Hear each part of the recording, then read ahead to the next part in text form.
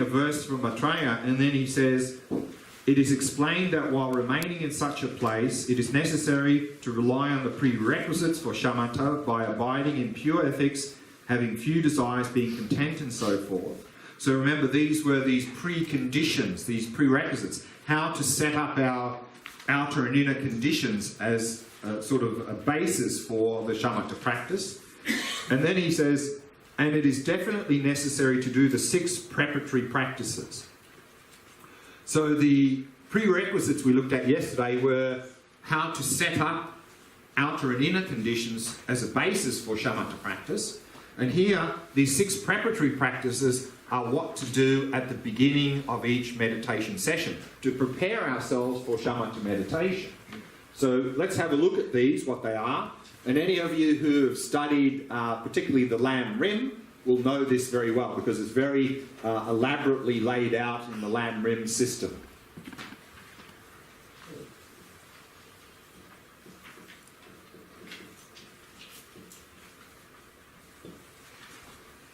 And so the first of the 6 steps is to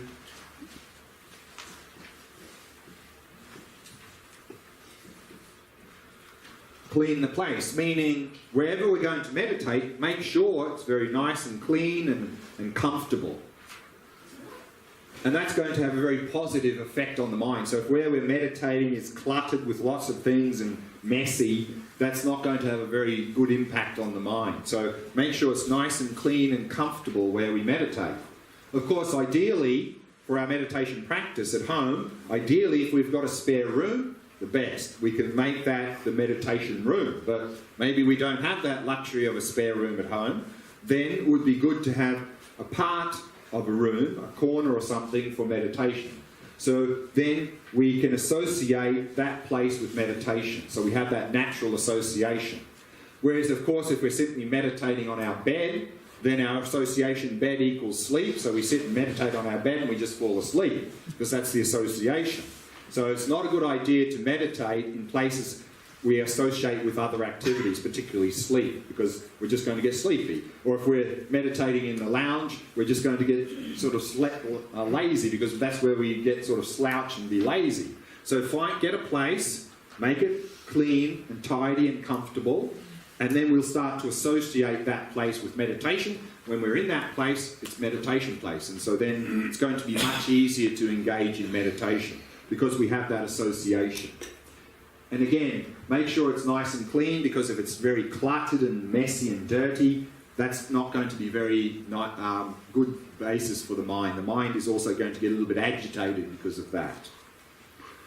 So that's the first step. And then the second one is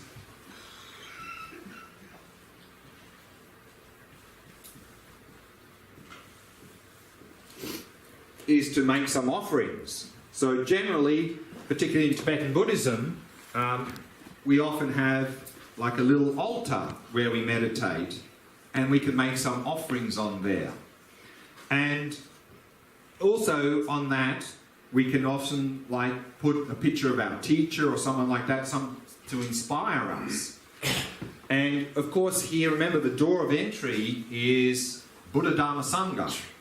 So to remind us about that, also what you find often in these altars is 3 things that symbolize Buddha Dharma Sangha.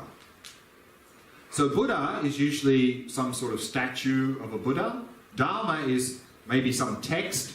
And Sangha, often then we have maybe some stupa there or something. So that's also representing body, speech and mind of the enlightened mind as well. So then we can make these offerings. Now, usually what you find is that in the Tibetan tradition we have often these water bowls, and usually there's 7 or 8 water bowls there. And that system is coming from ancient India. And in ancient India, when someone important came to your house, you would make these offerings to them. That first you would offer some water for them to wash their hands and feet. You would offer some water for them to drink. You would often then put out some nice flowers around where you are. you would often put some incense to make the room smell very nice.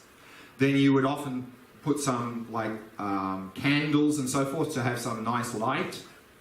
And then often you would offer some perfume for them to put on their body.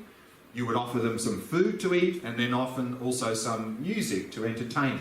So these were traditionally the 8 types of offerings that were given in ancient India when some important guest was coming to your house.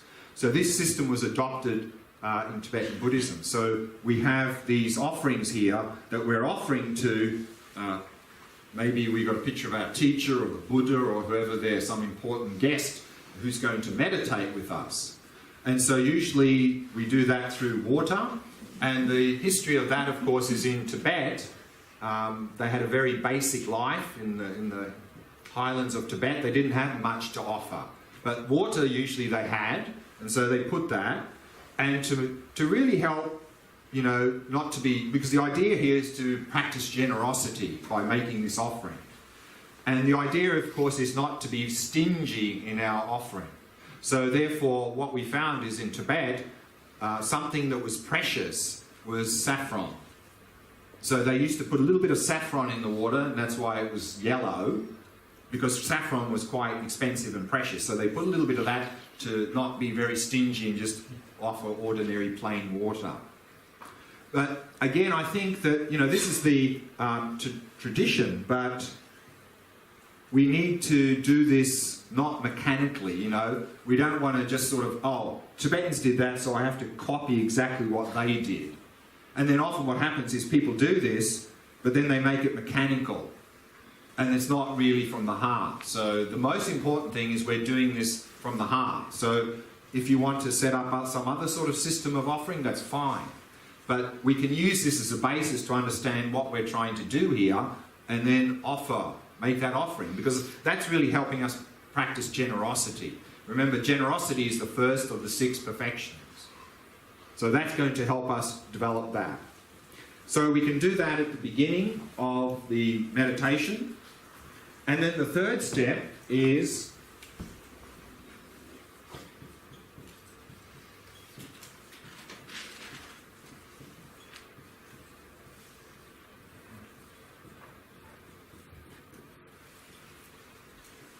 take a seat through to bodhicitta, meaning prepare body and mind for the meditation. So, of course, then we, as we've been doing in our meditations, first thing we do is prepare the body. So we're setting up a good posture. Because what we want to do is to set the body up in such a way that it doesn't create any interference in our meditation. So we really want to set up this good posture. And so these 6 steps, some of them we see in the next paragraph. So in the next paragraph it says, on a seat comfortable for concentration, assume the 7-fold bodily posture.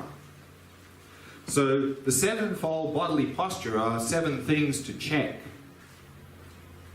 If we want to keep that simple, the 2 important things in posture is back straight, body relaxed.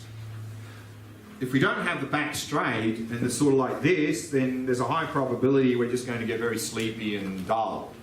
So keep the back nice and straight. Now, many of us, of course, in the modern world are not very flexible, and generally with the legs, it's the ideal posture with the legs, of course, is what's called the full lotus, where you have one foot over the other thigh, like this, but of course, most of us are not that flexible to do that. So another option, of course, is the half lotus, where you have one foot above and the other one underneath. But again, most of us find that not very flexible. We can't do that. So most of us end up sitting cross-legged, which is fine. But again, what we find is that we're not very flexible. And then when we sit cross-legged, we end up sort of sitting here like this, with the knees sort of sticking up in the air. And that's not very good for 2 reasons. One is not very stable. And secondly, it often puts a lot of strain on the lower back and in the groin. So we sit like this and we often get a lot of pain in the lower back and the groin.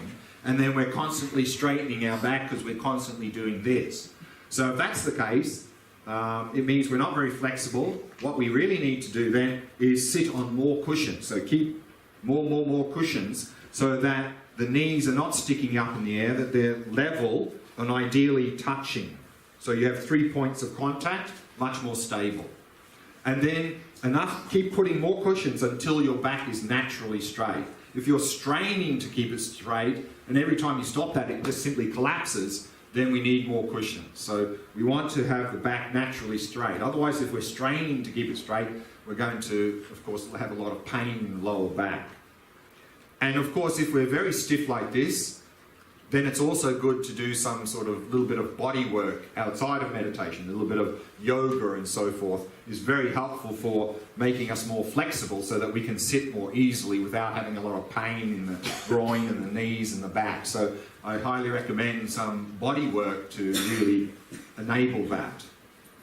And then, of course, sometimes when people sit cross-legged, the circulation cuts off and the legs go numb. So then we can just adjust a little bit and maybe put a little cushion under one or both of the knees to stop that pushing on each other's leg. Another option is, instead of crossing the legs, you can have one in front of the other. That's sometimes called the Burmese posture, so you can experiment with that. That's also very good. Some people, of course, have knee problems and find sitting cross-legged is just painful. Then, of course, we can use a meditation stool, a little stool where you tuck your legs underneath. So a number of people use that and find that very helpful. Some people also prefer to sit in a chair. So sitting in a chair is completely okay.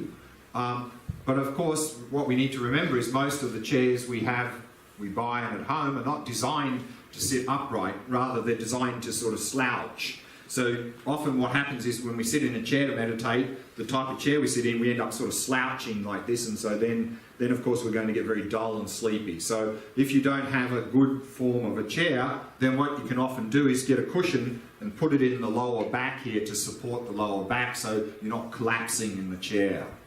And then of course sometimes people have back problems and find sitting in a chair is just painful.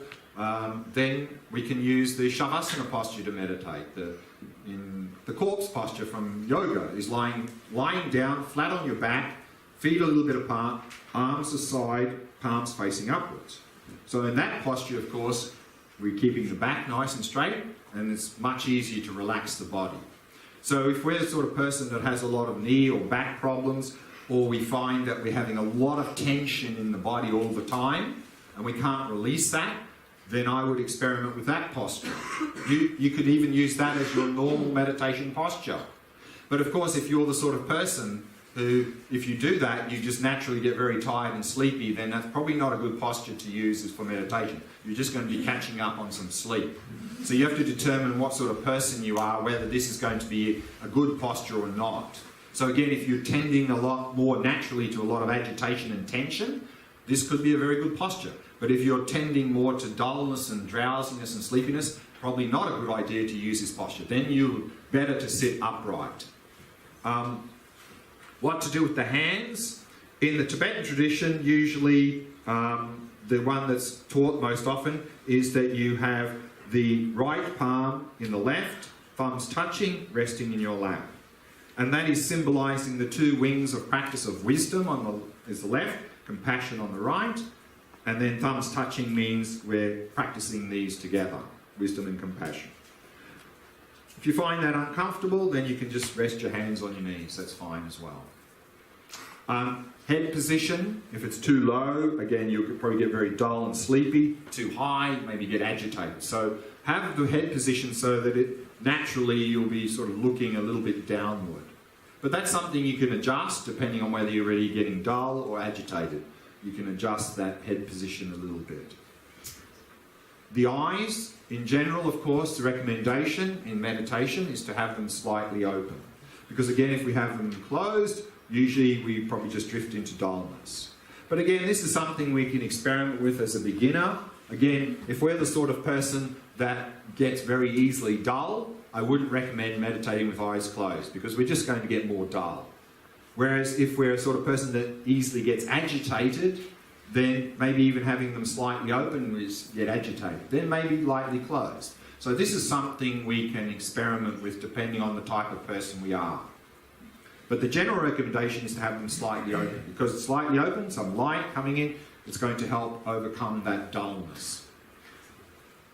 And in the next session, we're going to introduce a shamatha practice, particularly for Mahamudra, where we are observing our own mind. So we're going to look at that in the next session. And there, the recommendation is very much to have the eyes open for a number of reasons, and we'll talk about that in the next session. Okay. Any questions so far about the posture?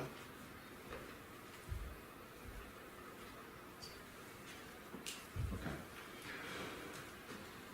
So here, in the text then, it says, on a seat comfortable for concentration. So comfortable for concentration again is so that you have enough cushions, that the back is naturally straight and it's nice and comfortable for you. Assume the sevenfold bodily posture. So again, to set up the body so that basically you can forget about the body, that it doesn't create any interference in the meditation. And then it says, and clear out any impure breath with the 9-round breathing exercise. So, on page 3, down the bottom. So sometimes when we come into meditation, we may come in with a very agitated, negative state of mind, a lot of negativity in the mind. And then of course in meditation we're trying to set a good motivation. But it's very hard to move from negative state of mind to positive state of mind. So what's recommended here at the beginning as part of the preparation, if you find a lot of negativity and agitation in the mind, is to do a breathing exercise. Some traditions talk about taking 3 deep breaths, so that's what we did in the last meditation. Some traditions talk about counting 21 breaths, and in the Tibetan tradition they often talk about this 9-round breathing exercise. And this can be very elaborate, and often it's done in conjunction with higher tantric practices. So it's often done with a lot of visualization in terms of visualizing this central channel and 2 side channels, imagining the breath comes in, down one and up and out the other and so forth, and then vice versa. So it can become very elaborate. But whether we're doing the 9-round breathing exercise, counting 21 breaths, or just taking 3 deep breaths, the purpose is the same. The purpose is to, by focusing on a little breathing exercise at the beginning of the meditation, we can let go more easily of any negative state of mind because we're focusing on the breath. So that's the purpose here, and that's what it's talking about, clearing out any impure breath. It's really talking about clearing out any negative states of mind. And then it says, having refined the awareness, then begin with a virtuous pure mind by going for refuge and generating bodhicitta. So again, this is a Mahamudra practice, so therefore the door of entry into practice in general is going for refuge, and the door of entry into Mahayana practice is generating bodhicitta. So this is what we are to do to have the entry and support for our practice, is refuge and bodhicitta. So that's then step 3, is preparing body and mind in terms of good posture and setting that good motivation. Then the text says, cultivate the profound path of Guru Yoga. And then it says, and then after making hundreds of very strong fervent requests, dissolve the Guru into yourself. So this, where it says profound path of Guru Yoga, that covers the next 3 steps plus actually a lot more. But at our level, what we can do here next is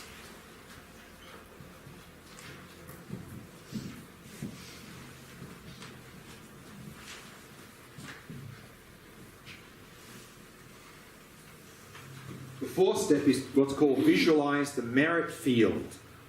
So remember we said that as part of preparation, we're wanting to purify the mind of negativities, and we're wanting to increase the positive states of mind. And we can do this with respect to what's called the merit field. So we can visualize, for example, very simple, we could just visualize our teacher in front of us. And then, for example, declare our negativities to our teacher and purify them, and then do some virtuous activity with respect to them. So that's what this visualizing the merit field is. That who are we going to do this sort of purification and accumulation with respect to? So again, at our level, we can be very simple and just imagine our teacher in front of us, if we have one. If we don't, we can just simply imagine someone that we have a lot of admiration and respect for, maybe Dalai Lama or someone like this. Or we can use a historical Buddha, or if we're doing Mahamudra practice, we could use one of the great past Mahamudra masters in our visualization. And of course, we can make this very elaborate. You'll find in the Tantra level of practice, when they do this, it's very elaborate. Maybe usually we visualize our, what's called yidam, our personal meditation yidam in front of us, and then we have all these past lineage masters in Tantra and Sutra, historical teachers, and going back to the Buddha. It can be very elaborate, but I think at our level that may be a little bit too much, but we can keep it very simple here. So again, either maybe our personal teacher, the historical Buddha, or someone we really have a lot of admiration and respect for. And so then we have visualized them in front of us, and then we do this purification and accumulation. And here, at our level, we do that. The fifth step is this 7-limb prayer. So we can see in the last page this.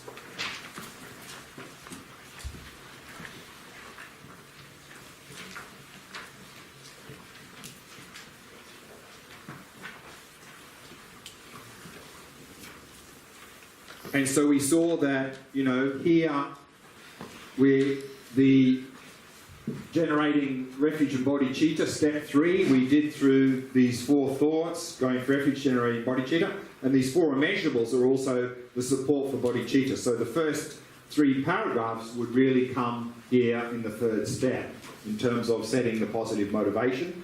And then this 7-limb prayer, which comes next, is for this purpose of purification and accumulation.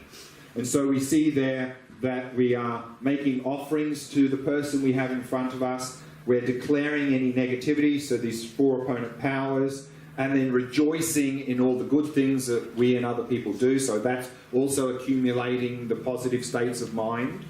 So, and then we're making that connection with the teacher there by asking them to keep in our life and help guide us in our practice, to make that connection. And then, of course, we have, after that, this request. So remember the 4 uncommon preliminaries. We had the refuge and bodhicitta, we had the guru, the Vajrasattva and mandala offering, which of course here we're doing in the form of the 7-limb prayer in terms of purifying and accumulating. And then we had the guru yoga. But here we just simply make these requests to our teacher.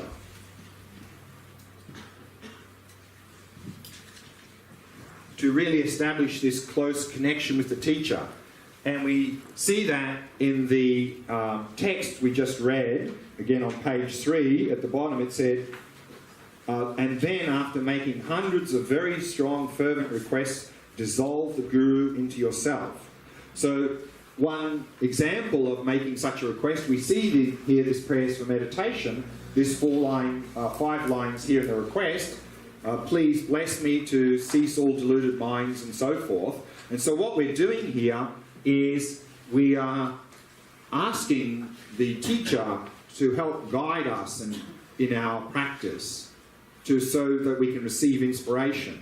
And as part of that, usually what we do, as it's said in the text, is that once we've made this request, please help guide me in my practice, then we dissolve that guru into us, so that we see ourselves as not somehow separate from the guru, that we are one with the teacher, to really uplift the mind, to inspire the mind.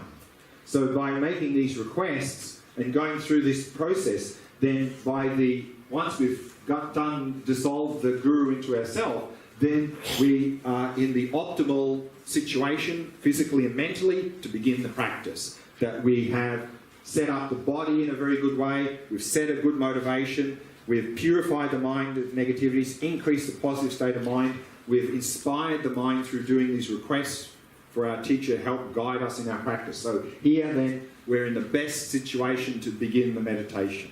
So these are the 6 preparatory practices. And very extensively laid out, I think, in the Lam Rim system and probably in other systems as well. Any questions about that before we go on in the text and we look at the actual shamatha practice? I don't see it in the text here, I don't see those 6. No, all 6 are not explicit. In the verse here, the last paragraph, what is explicit, of course, is this 3, 4, 5, and 6. These 2, of course, are something you would do before you sit down. So this is talking about sitting down and then generating bodhicitta, and then where it says Guru Yoga, that's actually including all of this. But of course, Guru Yoga, if you're doing it properly, is a very high-level tantric practice. So the equivalent of the Guru Yoga is this visualizing merit field, the 7-limb prayer, and then making the requests. And so these 2 points, of course, are not explicitly mentioned apart from the word Guru Yoga, but of course the requests is mentioned at the end. But the offering is not mentioned. No, so these are, because this is talking about when we actually going to sit down, but these what we can do before we actually sit down. Yeah. Let's say that meditate about 2 to 4 times a day. Right. And usually 2 of my meditations a day are sort of like sitting meditation. Sitting? Or sitting meditation. What do you mean by sitting meditation? As in, I'm like walking meditation. Okay. Right? Yeah. And would you say that I should suggest to imply that when I do sitting meditation, but what about when I do walking meditation? Yeah. So probably what we would do if we're doing a number of sessions a day, we would probably do this just once a day.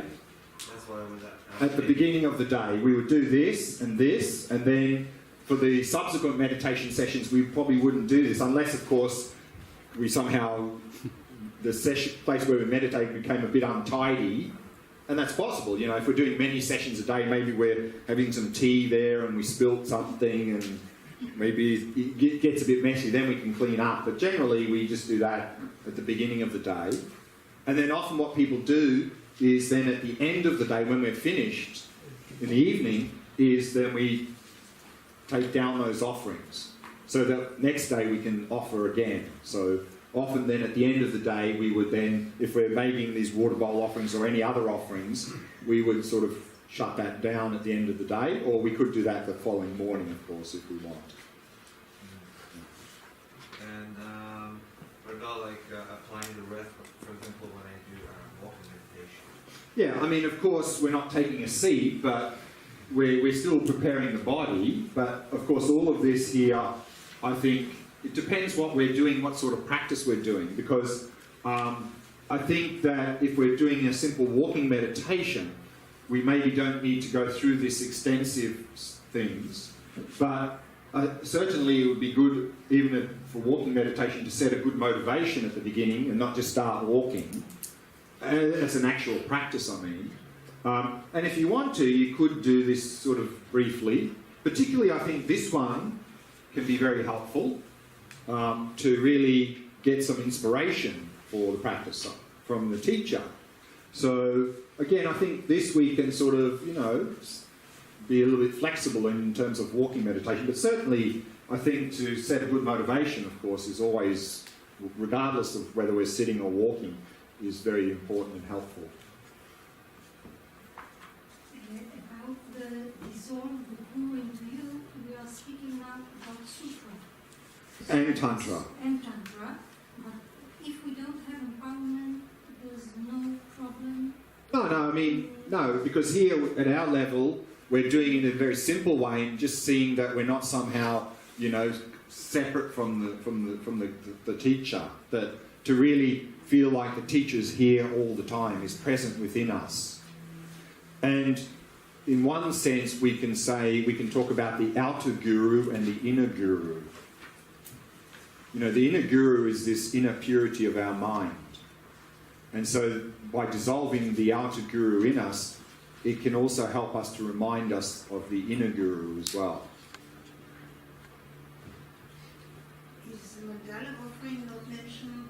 Why is not there? It can be, so often here